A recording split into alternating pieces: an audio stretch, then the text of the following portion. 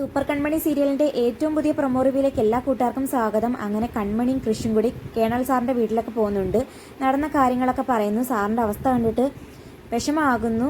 ഞങ്ങൾ കുറച്ച് ദിവസം ഇവിടെ കാണുമെന്നൊക്കെ പറഞ്ഞ് ആശ്വസിപ്പിക്കുന്നു.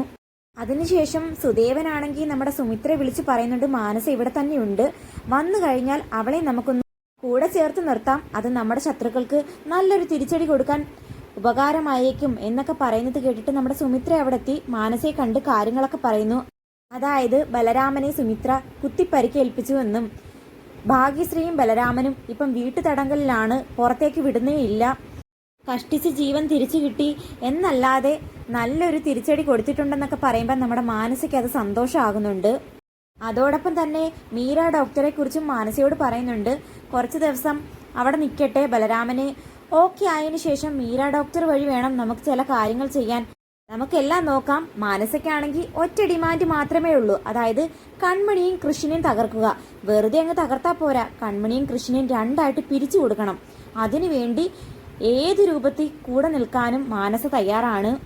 മാനസയെ കൂട്ടുപിടിച്ചാൽ സാഗറിനെയും സുജിയെയും തകർക്കാന്ന് മനസ്സിലാക്കിയ സുമിത്ര മാനസയെ നന്നായിട്ട് ഉപയോഗപ്പെടുത്താൻ ശ്രമിക്കുന്നുണ്ട്. അതേസമയം ബലരാമനാണെങ്കിൽ ബോധം തെളിയുന്നു. അവിടെ എണീറ്റ് പോകാൻ ശ്രമിക്കുമ്പോൾ മീരയാണെങ്കിൽ അയാളെ തടയുന്നു.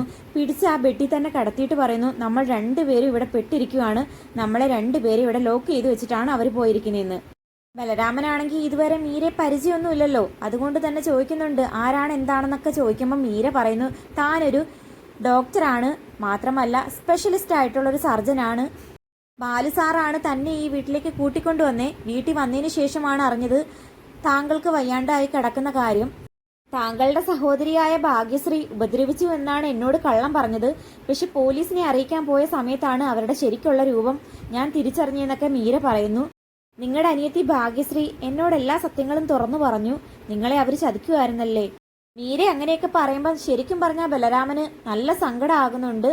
ശേഷം നമ്മുടെ മീര മറ്റൊരു കാര്യം കൂടി പറയുന്നുണ്ട്, എന്നെ ഇവിടുന്ന് രക്ഷിക്കണമെങ്കിൽ താങ്കൾ വിചാരിച്ചാൽ മാത്രമേ സാധിക്കൂവെന്നും ഭാഗ്യശ്രീ പറഞ്ഞിട്ടുണ്ട്. അതേസമയം കേണൽ സാറാണെങ്കിൽ ദേവ്ജിയെ വിളിച്ച് കാര്യങ്ങളൊക്കെ പറയുന്നു. എന്തായാലും അധികം താമസിക്കാതെ മീരയും ബലരാമനും സ്നേഹത്തിലാകുന്ന ആ ഒരു എപ്പിസോഡുകളായിരിക്കും വരാൻ പോകുന്നത്.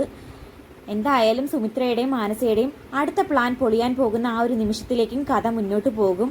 ഇത് എത്രാമത്തെ തവണയാണ് അവരിങ്ങനെ പരാജയം ഏറ്റുവാങ്ങുന്നത്? വീണ്ടും കൺമണിയെയും കൃഷ്ണനെയും തകർക്കാൻ വേണ്ടി സ്വന്തം ഭാവി പോലും നോക്കാതെ, സ്വന്തം അച്ഛനും അമ്മയ്ക്കും ആകെയുള്ള ഒരു മകളാണെന്ന് പോലും ചിന്തിക്കാതെ അവരെ വിഷമിപ്പിച്ചുകൊണ്ട് ഓരോ കാര്യങ്ങളും ചെയ്തു കൂട്ടുന്നു. അത് വലിയ പരാജയത്തിലേക്ക് എത്തിച്ചേരുകയും ചെയ്യുന്നു. ഇനി എന്തൊക്കെ കാണണം, കാത്തിരിക്കാം. വീഡിയോ ഇഷ്ടമായാൽ തീർച്ചയായിട്ടും ചാനൽ ഒന്ന് സബ്സ്ക്രൈബ് ചെയ്ത് സപ്പോർട്ട് ചെയ്യാൻ മറക്കല്ലേ കൂട്ടുകാരെ.